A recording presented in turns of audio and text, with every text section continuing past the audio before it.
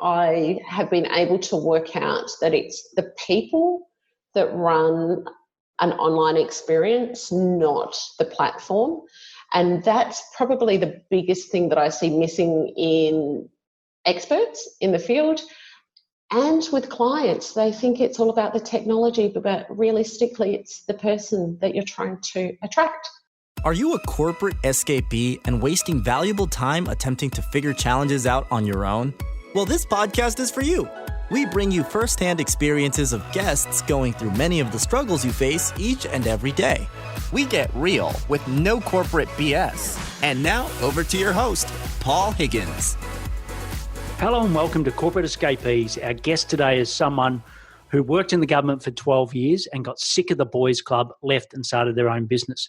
What you will get in this podcast is how to solve the two biggest mindset blocks to scaling for service-based businesses. Also, you'll get the three essential points to cover when talking to prospects. So listen to the end, and I'll also summarize my top three actionable takeaways. So now over to our guest, Cara Lambert. Welcome, Cara Lambert, to the Corporate Escapees podcast, brought to you by Build, Live, Give. Welcome, Cara. Thanks, Paul. Great to have you here. So why don't we start with something your family or friends would know about you that we wouldn't? Yeah, I am a Francophile, and in fact, along with my psych degree, I actually have a degree in French. Oh, excellent. And how often do you get to practice that lovely language? Not often enough, to be perfectly honest. So if I transported you to France today, would you be able to have a fluent conversation? Oh, absolutely. Absolutely. I probably get to speak French 3 or 4 times a year outside of, friends and family. So, yeah. Oh, brilliant. Well, I could definitely have needed you in 2016 when I was in Paris, because after traveling for 8 weeks, I'd mixed all my short languages up. So I was replying in Spanish and Italian, and yeah, it was. The French didn't like it, let's put it that way. No, I couldn't imagine that they would. Yeah, so I know you were in veteran affairs for 12 years, but why don't you just talk a little bit about, your career and your escape story? Yeah, so I joined Veterans Affairs as a graduate in 2000. I tell people my career in Veterans Affairs and they kind of go, how did you have so many jobs with one employer? But I've got to admit, that's the joy of working for the public sector. Over the 12 years, I spent a lot of time in e-business, government online stuff, working on intranets and keeping that up to date, moving veterans online. So this is really early in the whole government online initiative. I spent time in quality assurance and customer service, so front-facing stuff, and it really got to the stage where there was a boys' club, I've got to be honest. And I kept hitting my head on that ceiling. Like I said, I've got a degree in French, and I applied to go and do the Anzac Day ceremony in Villers-Bretonneux, did all the prerequisites. And even though the agency knew I had this degree in French, I wasn't actually accepted into doing it. So it was one of these things like, the writing's on the wall, Cara, you're not really enjoying it. To be honest, my husband and I sat down and we looked at how much money I was bringing home. I was middle management, 6 figures. In fact, I was the main income earner. And when we looked at our expenses, we were $10,000 a year worse off with me giving up work. So I did. And I started my first business, and that, as they say, is history. Great. And look, do you think it's changed much in the 12, I suppose, when did you say you left? Sorry, 2000 when did you join? 2000? I joined DVA in 2000. I left DVA in 2012. Yeah. So in the intervening years, has it changed?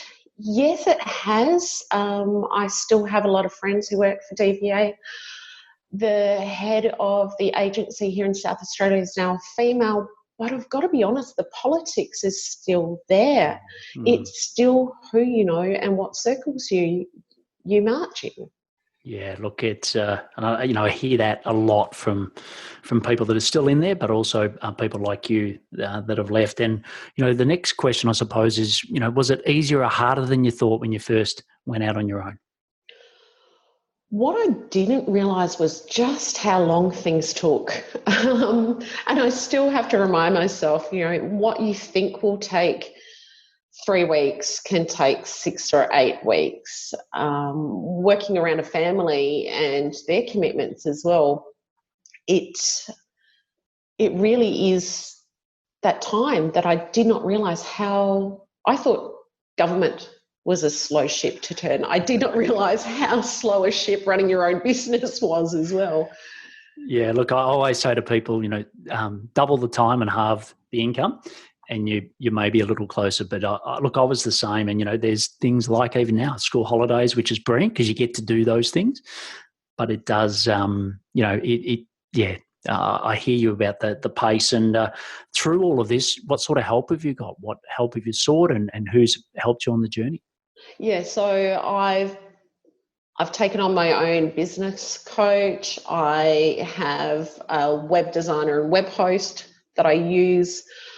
Friends, I've developed a great network of business owner friends, and they are actually really quite good in keeping me accountable, keeping me on track, keeping me in check. And my husband, thankfully, he's been great support through all of this as well. Excellent. And with the business coach, what was the key challenge you had to get a business coach, and how did you go about selecting the right person for you? I knew that I needed one. I knew that I couldn't stumble along by myself, in inverted commas, any longer. I needed someone to bounce some ideas off of, to know that I was going along the right path. And it was a woman that I knew from online, and she had a retreat coming up. And I thought, this is brilliant. I've always wanted to do a business retreat. It was a 3-day retreat over in New South Wales. And after that, she made an offer of continuing with her as a business coach in a circle arrangement. So it's not one-on-one. There's actually 4 of us in the group plus herself, which makes the 5th. Yes. And it was one of those things I knew I needed to have. Same as a marketing manager. I've just taken on a marketing manager. It's something that I knew that I needed to have to move to that next level. And look, I fully support that. And, I myself run masterminds and just see the huge increase in results based on the fact that you're getting other people's experiences and sharing. So fully support that. I'm so glad you found that as well. So the next section is the build section. So when someone comes up to you and says, Cara, what do you do today? How do you describe that, or how do you answer that? So I describe it as I'm a business coach who helps motivate and teach the psychology of what motivates businesses, business owners, their clients and their staff. Great. And what do you know about that few, you often see people missing? So other than the fact that I hold a degree in psychology, so that's a big thing. I've been online for 7 years, so I have been able to work out that it's the people that run an online experience, not the platform. And that's probably the biggest thing that I see missing in experts in the field. And with clients, they think it's all about the technology, but realistically, it's the person that you're trying to attract that is in the driver's seat. Yeah, and what are some, if you had to give 3 tips on getting to understand what your, I suppose, prospects are looking for, what would you recommend? Yeah, there's actually some really good research around this, and the 3 key parts to that is appealing to the person's self-image. The next part to that is offering some kind of incentive, and that doesn't have to be a discount. And the final thing is actually a call to action and telling them to do what you need them to do. They're the 3 tips. Brilliant. Great. I've written those down and they'll definitely be in the show notes. So, and how did you go about, getting your first clients or first customers? So I was actually with my first business, I was part of a business support and marketing group. And it was through those connections that I got my first client in this business coaching and advice around social media. Great. And how do you get them today? What's your best lead source today? It is still networking and word of mouth. It is still my best lead source, to be honest. Yeah, and how do you go with, because I know that most people in social media or marketing, when I ask them that, that's their question, but I suppose is social media and particularly, we're doing a lot on LinkedIn, is that one of the best ways to get those referrals and introductions? Does it sort of now link together? For me, the best place online is Facebook groups is the best, business-based Facebook groups, of course, is the best place for me to gain clients, for me to develop long-standing relationships with podcast owners or businesses where I want to network and develop that longer-standing relationship. It's LinkedIn. Right. So I use those 2 platforms differently for different parts of my business. Great. And what's something that's working really well on LinkedIn at the moment for you? Reaching out to business owners and starting an honest and open conversation with them. Yeah, I think that's so refreshing. I always say to people when, if you got this LinkedIn connection request, what would you do with it? And they say, I've been it. So, okay, well, why are you using a standardized script? And actually, we've got a way that we believe in giving before receiving. So similar to you. So based off honesty and some humor. I think humor makes a great difference as well. And who is your ideal client? If you had to get 20 people to sit in let's use the Adelaide Oval, because I know you're in Adelaide in Australia. If you had to get 20 people to sit in a row, who would you have? Sure. So my ideal client is a service-based business who's been in business for a few years now, and they're looking to grow their business. So they're either moving or focusing more online if they're bricks and mortar, or they're looking to bring in a new service arm to their business, or they're looking to move to grow their income. So they're moving from single 6 figures to multiple 6 figures. So they're the 20 people that I'd want in that room. Great. And what are some of the, I know it's a bit of an overused word at the moment, but I'll use mindset. What are some of the key, I suppose, obstacle or blockages moving to that next level that you see in your clients?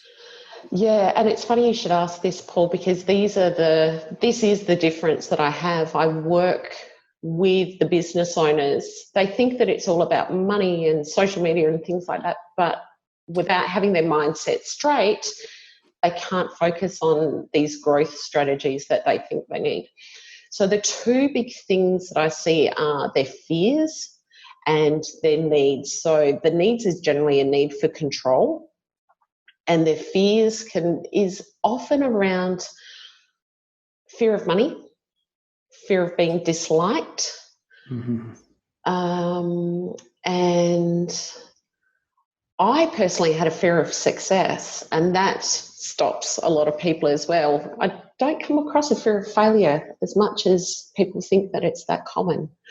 And so in their mind, fear of success, how does that manifest? So just give me, no names obviously, but just give me an example of where you've worked with someone on that, and where were they and where did you get them to?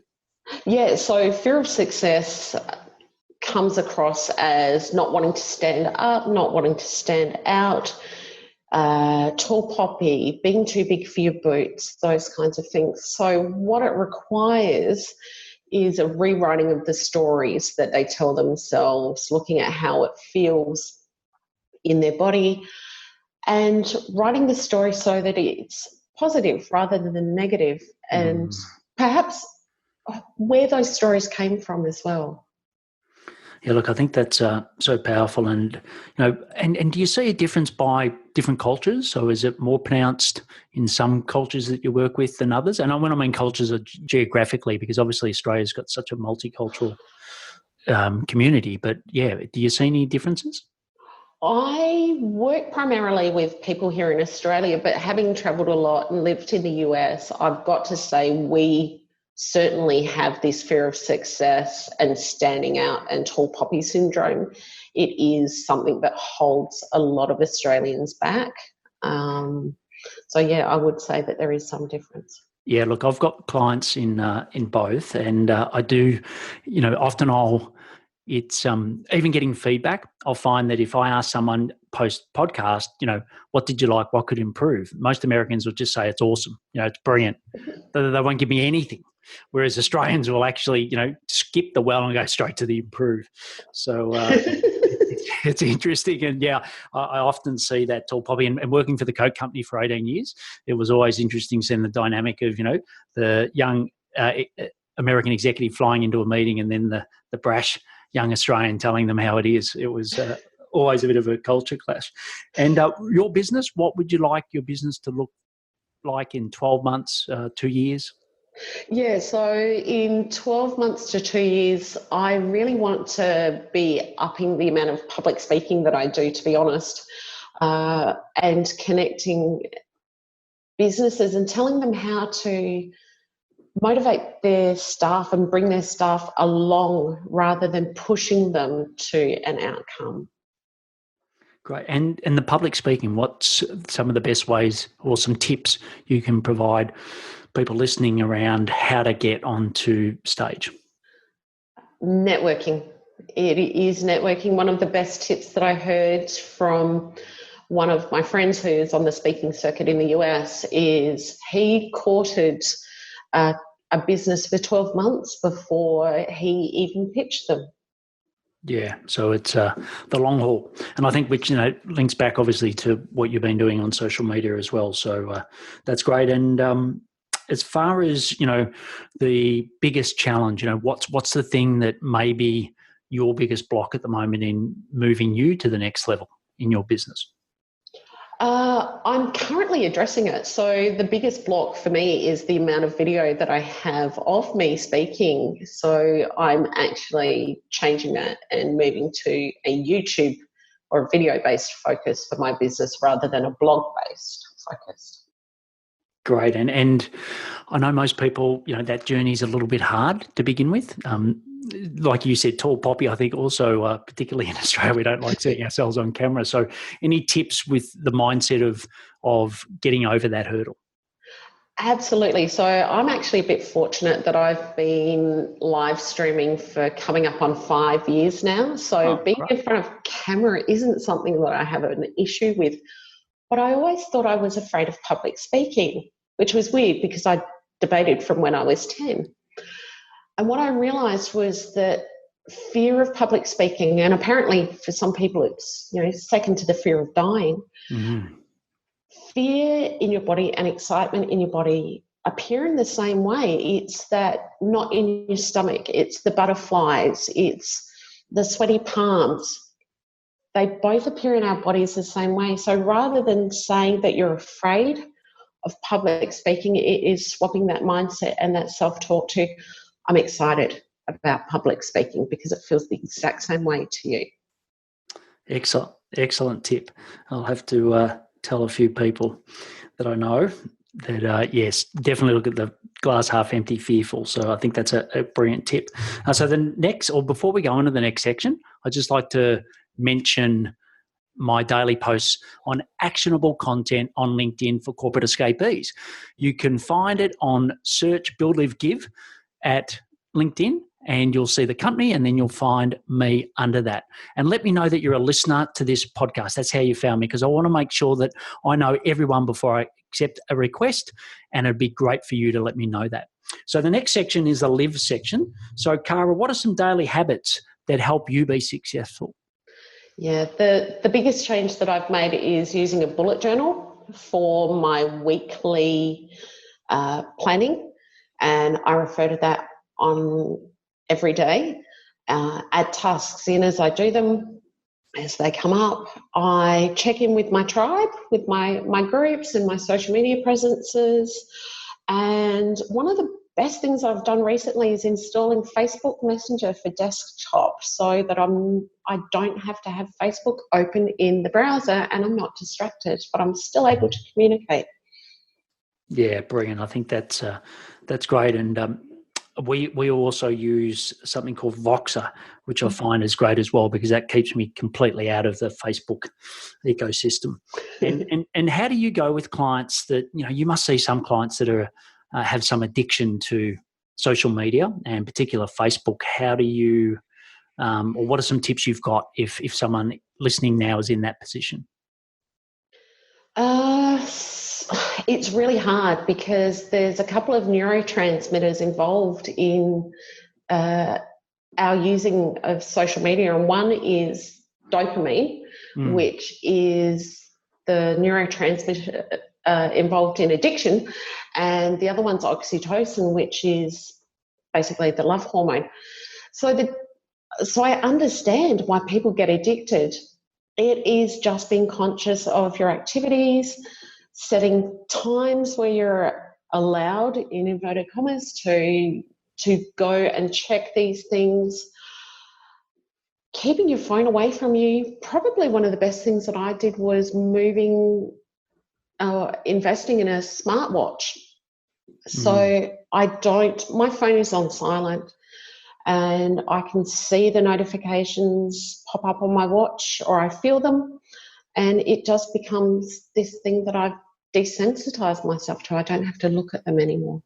Great advice. And Sebastian, who's your husband, so he's listening to the podcast right now. So what would you like to say to him about the support he's given you through this journey? Sabs, honestly, your support has been crucial to what I do. It's the blind faith, knowing that I will get there, even though you don't 100% understand exactly what I'm doing and where I'm going. It's that pure faith in that I will get there and it will be worth it in the end. Those long hours will pay off. Brilliant. And I know you've got a 13 and 11-year-old. What are some things that you've been able to do with them that you wouldn't have been able to do, let's say, back at Department of Veteran Affairs?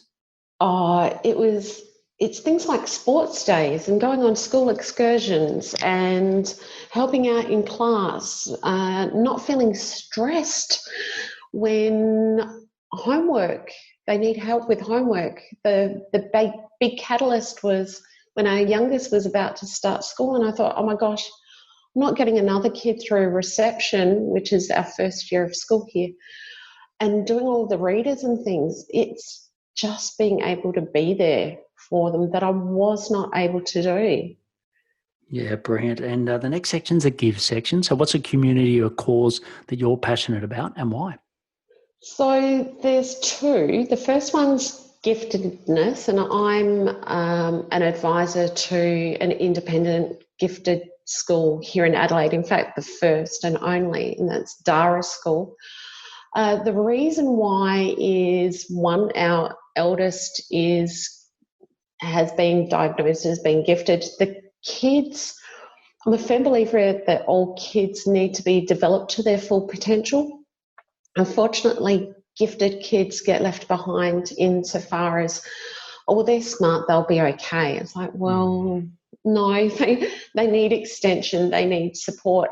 And they're a fish out of water. So often our conversations go around, but Mum, my friends don't understand me, because they make connections that their age peers don't. So giftedness is something that I am passionate about.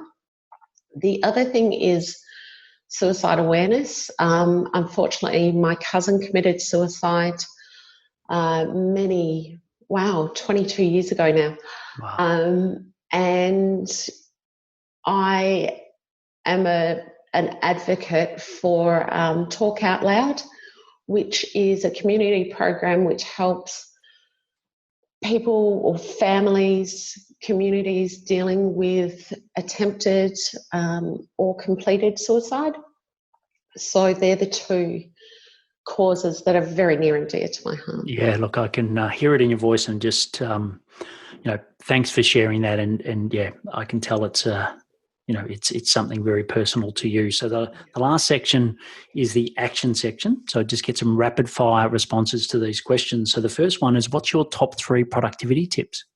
Sure, it's the Facebook Messenger app on desktop, tracking your finances, money going out, money coming in, and weekly planning.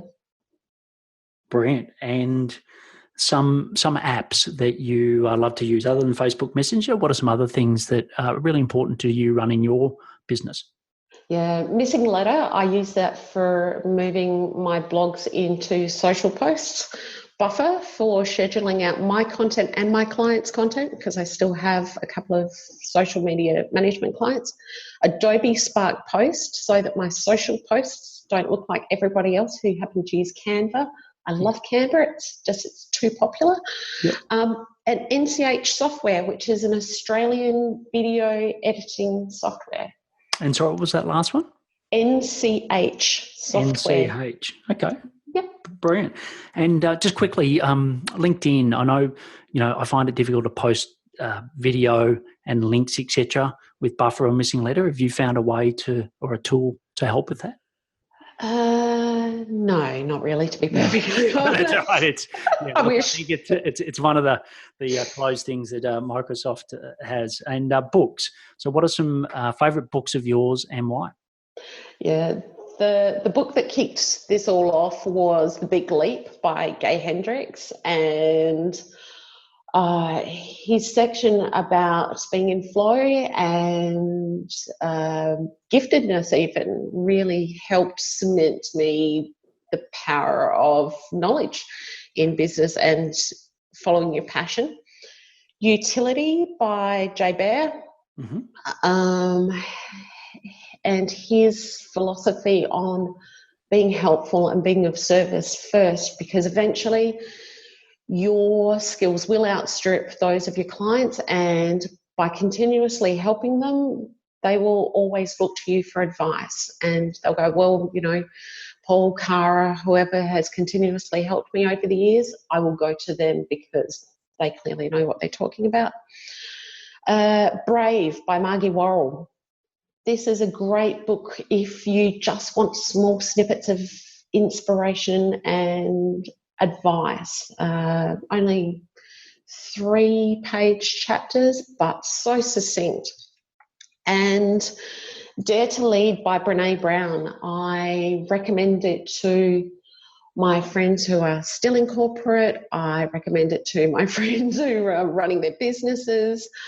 And the information that she shares about courage, vulnerability, and the mechanisms of leadership are just incredible, and it's so insightful. Brilliant. Well, we'll put all the links in the show notes to everything that Cara's mentioned there. So the last question is, what's the impact you would love to leave on the world? I would love people to understand that to get someone to produce an outcome for you, whether it's getting your kids to pick up their clothes, getting a staff member to do their work, the focus needs to be not on the outcome, not the clothes, not the job, but on the person and what motivates them, and getting them intrinsically motivated and driven to do what you want them to do. Not make it their idea, but appeal to what motivates and drives them and bring them along rather than pushing them. Brilliant. And I know that you can find out more about Cara at her Facebook, and it's caralambert.com, and yes. I will once again put that into the show notes. But Cara, it's been fantastic having you on the show. I think a lot of people listening really struggle with that mind shift change from being in a large corporate to running their own business. And I'll summarize my key thoughts at the end, but this has been hugely valuable to me, and I hope it'll be equally as valuable to our great listeners that are listening now. So Cara, thanks for coming on. Thank you so much for having me, Paul. Great. Bye. Bye. So I really enjoyed that interview with Cara. So for me, 3 key takeouts. One was mindset. So the fear of success, really important, rewrite those stories. The second was, what's the best way to talk to prospects? So she mentioned self-image, incentives, and call to action. The third was public speaking, fear and excitement, very much the same. So how do you reframe that? So you can get all of the actionable links and show notes at buildlivegive.com/podcast. You can also just go to the site and podcast is on the right. And if you're a corporate escapee and you would love to share your story, just email support@buildlivegive.com. Please take action from today and live true to yourself. Thank you for listening to the Corporate Escapees podcast, brought to you by Build, Live, Give. If you would like to join a community of like-minded peers, please visit www.buildlivegive.com. Until next time, thanks for listening and be brave.